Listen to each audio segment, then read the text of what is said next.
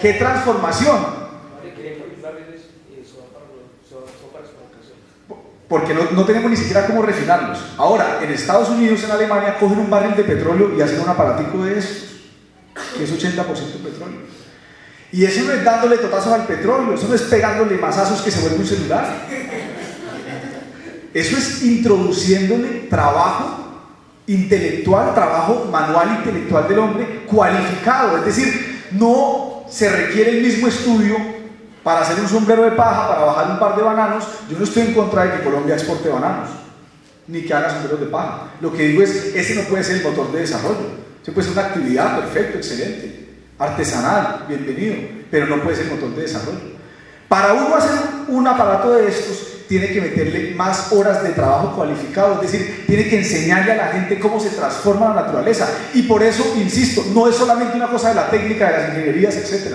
Es también de las humanidades. Si el filósofo se dedica a especular y no logra resolver un problema de sociedad, ¿por qué los sociólogos antropólogos no están escribiendo acerca del problema de la integración étnica del país? De por qué las comunidades afro tienen un acceso en términos absolutos y relativos muchísimo menor al del resto de la población, inclusive en los territorios de ellos. Eso lo tienen que hacer las humanidades, es mirar cómo le resuelven o cómo le ofrecen fórmulas para resolver problemas concretos de la sociedad, concretos. Esa es la naturaleza misma de la universidad. Antes de la universidad lo que había era cofradías, lo que había era la privatización del conocimiento, es decir, usted era maestro y el otro era albañil, era porque usted sabía cómo se hacía la cúpula de la iglesia. Y el otro no sabía cómo, y nunca le iban a decir cómo se hacía la cúpula, hasta que cumpliera 20 años de siendo obrero.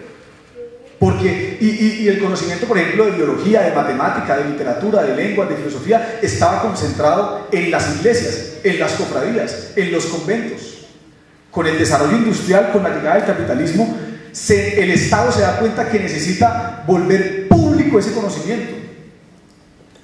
Imagínense ustedes que todavía hubiese gente que no conociera la rueda, por ejemplo, y entonces cargando y cargando acá al hombro y viendo al otro con la rueda, pues, oye, es más fácil con la rueda. Y necesitaban volver público ese conocimiento, que todo el mundo pudiera acceder a cómo se hace la cúpula, a cómo se hace el fuego, a cómo se construye un piso, cómo se levanta una casa, cómo se hace un cálculo matemático, cómo se razona, cómo se hace un silogismo. Esa es la misma naturaleza pública de la universidad. Por último, compañeros,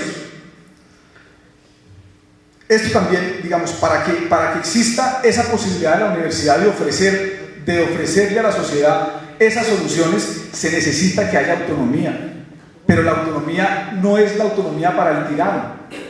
O sea, cuando la sociedad, el capitalismo crea esa fórmula, que la fórmula es la siguiente, es el Estado pone la plata y la sociedad define que se la gasta. No, la sociedad no era Camacho Pico, la sociedad era toda la gente que estaba en la universidad, es decir, profesores, estudiantes y la gente que les ayudaba para que pudieran estudiar. Era, nosotros ponemos la plata y ustedes, sociedad, definen en qué se la gasta, no el rector tirano, es decir, ni para las privadas, porque a mí sí me fastidia que hay rectores en las privadas reclaman la autonomía, pero esa autonomía para ellos, es la autonomía para el rector, no es la autonomía para la comunidad académica. Autonomía no existe sin democracia. Si hay autonomía sin democracia es una dictadura, es una tiranía.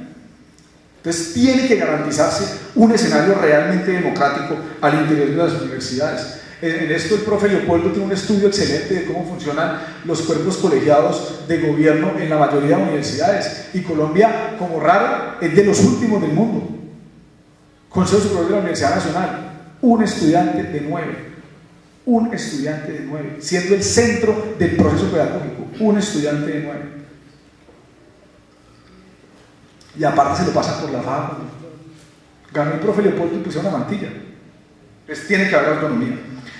¿Cuáles son fórmulas que debemos estar mirando en la mano, posibilidades concretas de desarrollo para que la Facultad de Salud de la UIS pueda hacer seminarios, foros, clases enteras, cátedras, cursos para pensarse un sistema educativo, un sistema de salud distinto al de la Ley 100? Yo me imagino que ya tienen diagnosticado que es un fracaso. Eso yo lo chuleo. Yo escuché al profesor Luis Juan Carlos Villar, creo que se llama. Bueno, hablando del sistema, de que el mejor sistema de salud era el inglés, o tal vez el canadiense. Es decir, y que son públicos y que no son países ni socialistas ni mucho menos. Eso tiene que estarlo haciendo las facultades. Esa relación universidad y sociedad que reclamamos desde la mano. Esa. Las facultades de ingeniería se están pensando cómo solucionar el lío del invierno. Que estuve en Cincelejo y me decían, esta parte acá de la Mojana Sucreña se inunda todos los años. El mismo pedazo, todos los años, vuelto nada. Se están pensando las facultades de ingeniería cómo solucionar ese problema. Hombre, en Holanda tienen robots, los robots más grandes del planeta, que funcionan como esclusas para impedir que el agua inunde los Países Bajos. Eso lo hicieron, no fue porque despachados, oiga, miremos a ver qué hacemos un robot, no fue porque tenían un lío, se les estaba inundando el país. Entonces las facultades de ingeniería se ponen a pensar cómo le solucionan el problema a la sociedad. Eso es lo que acá no hacemos. Acá mirando cómo le solucionan el problema a Pacific Rubiales. ¿Cómo le soluciona el problema a Sarmiento Angulo? Que es que la justicia es muy demorada y la facultad de Derecho, no, sí, que reforma la justicia. No. Tienen que pensarse la sociedad. ¿Cómo solucionamos el problema de las vías? ¿Cómo dotamos a este país de intelectuales, de artistas que se piensen la cultura, el folclore nacional, que lo desarrollen?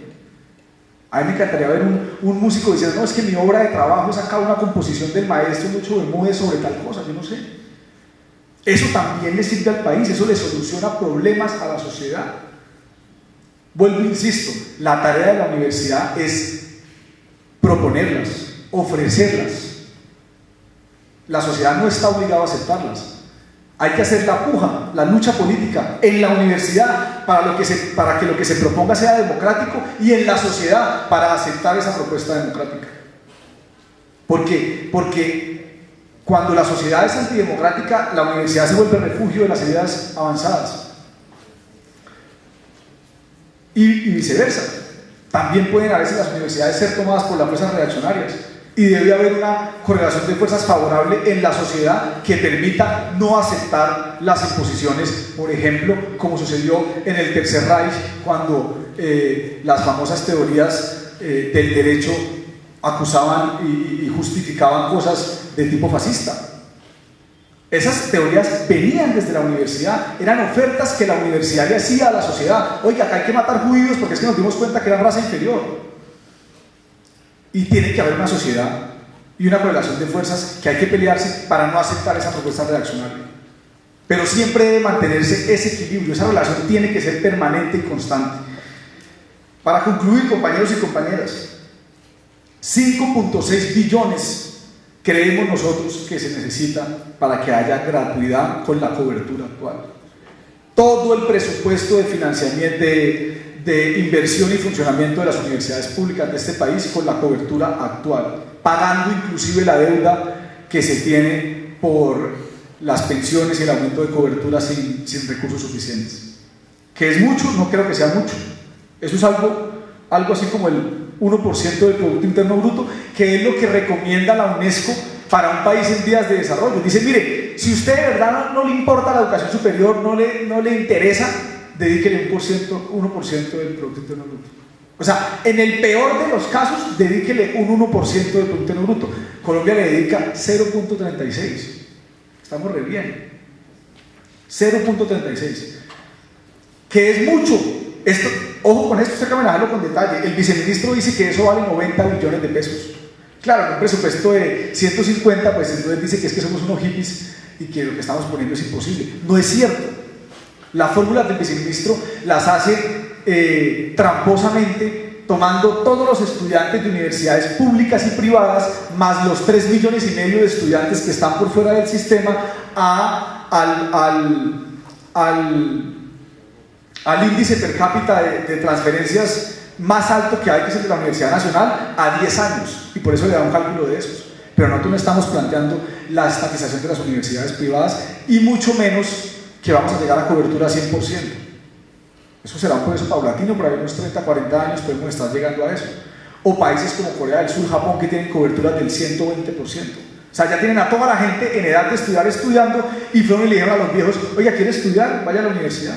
Tienen cobertura más allá del 100%. Eso se puede hacer, eso es posible. Tercero, presupuesto de investigación y desarrollo. Es el peor presupuesto de investigación y desarrollo de todos los países de ingreso medio, que es el grupo donde se ubica Colombia en la tabla del Banco Mundial. Le destinamos 0.16% a investigación y desarrollo. No hay posibilidad de desarrollar esto, de que haya relación universidad y sociedad, si esto no se revierte. En términos de publicaciones y patentes, estamos exactamente igual.